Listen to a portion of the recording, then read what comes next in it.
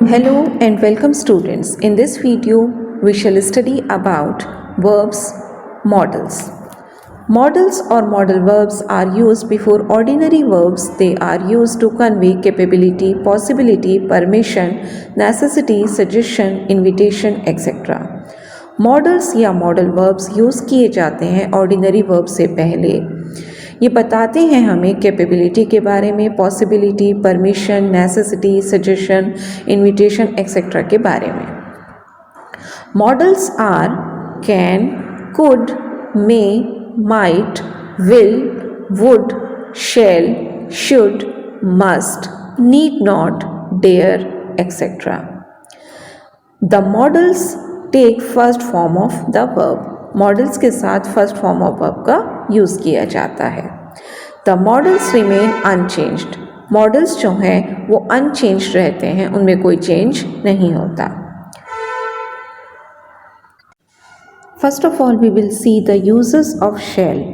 It gives information about the future. ये हमें future के बारे में इंफॉर्मेशन देता है। For example, I shall reach Chandigarh by tomorrow. We shall go for a picnic tomorrow. Shall is used for second and third persons. Shall जो है वो यूज़ किया जाता है second और third persons के लिए। If a promise is made, अगर कोई promise किया जाता है, she shall get a prize if she stands first. For a command, कोई command देने के लिए, you shall not play there. For a determination, कोई दृढ़ निश्चय बताने के लिए, डिटर्मिनेशन बताने के लिए, they shall work hard. For a threat, किसी को धमकाने के लिए या किसी को जो है थ्रेटन करने के लिए, you shall not touch me. Now we will see the usages of will. It indicates pure future. ये प्योर फ्यूचर के बारे में बताता है। Ramal will go to Mumbai tomorrow. It indicates a characteristic action. Whenever he is in trouble, he will call his father. In the first person, it denotes a promise, a threat, willingness or determination. ये बताता है first person के साथ किसी promise के बारे में, threat के बारे में, विलिंगनेस के बारे में या डिटर्मिनेशन के बारे में। For example, I will dismiss you. I will teach you mathematics. We will carry your luggage. We will not surrender.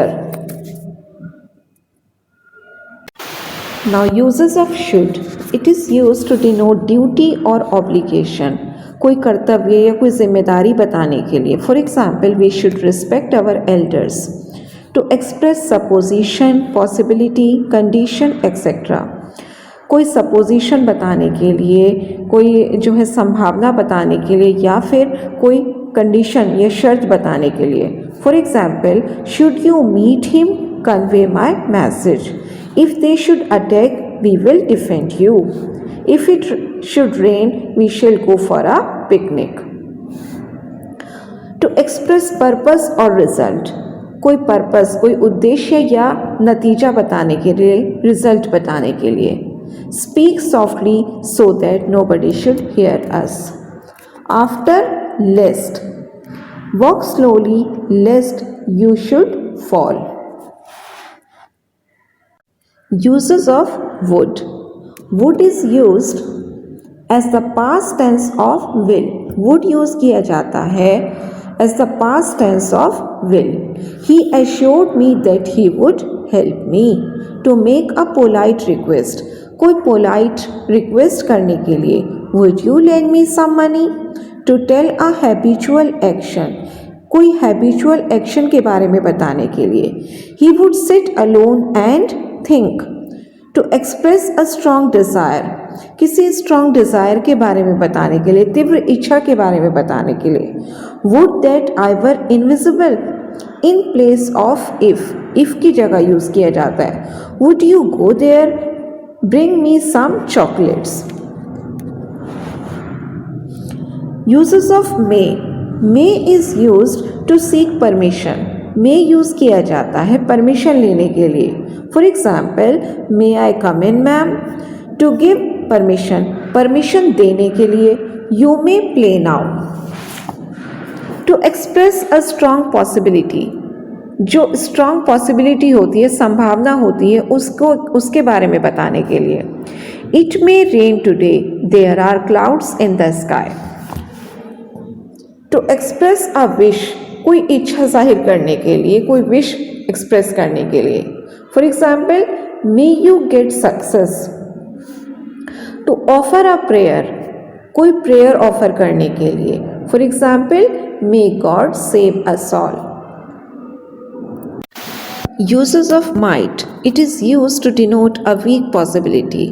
Might use किया जाता है कमज़ोर संभावना या वीक पॉसिबिलिटी के बारे में बताने के लिए।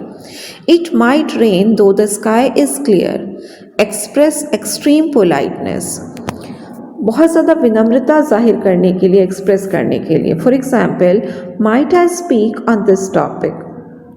Now usages of can, it is use to express capability और एबिलिटी, किसी की कैपेबिलिटी या एबिलिटी बताने के लिए, योग्यता बताने के लिए। For example, I can solve this problem. To express capacity, किसी की क्षमता बताने के लिए। This room can accommodate 50 chairs. To seek permission, permission लेने के लिए। Can I take your bike. To give permission, permission देने के लिए। You can take my laptop. To express legal permission, कानूनी इजाज़त लेने के लिए, परमिशन लेने के लिए। For example, you can sell your share of this property. Usages of could, it is used, it is past tense of can. ये use किया जाता है as a past tense of can, can की past tense की form में। For example, she could clear the test. To make a polite request, polite request करने के लिए। For example, could you please help me in this matter. Must, usages of must, it is used in case of necessity, compulsion, a strong moral obligation. Must use किया जाता है किसी ज़रूरत के बारे में बताने के लिए, किसी चीज़ की जो है कंपल्शन के बारे में बताने के लिए, वो निश्चित तौर पर होना ही चाहिए, या फिर जो स्ट्रॉन्ग मॉरल ऑब्लिगेशन होता है, यानी कि जो हमारा नैतिक कर्तव्य होता है, उसके बारे में बताने के लिए। For example, we must respect our national flag. I must finish the work today. You must pay your tax. Fix determination, जो हमारी एक फिक्स्ड डिटर्मिनेशन होती है, जो हमारा दृढ़ निश्चय होता है, उसके बारे में बताने के लिए। I must have my say in this matter. Usages of dare, it is use to convey challenge. ये यूज़ किया जाता है किसी चैलेंज के बारे में, चुनौती के बारे में बताने के लिए। How dare you insult me.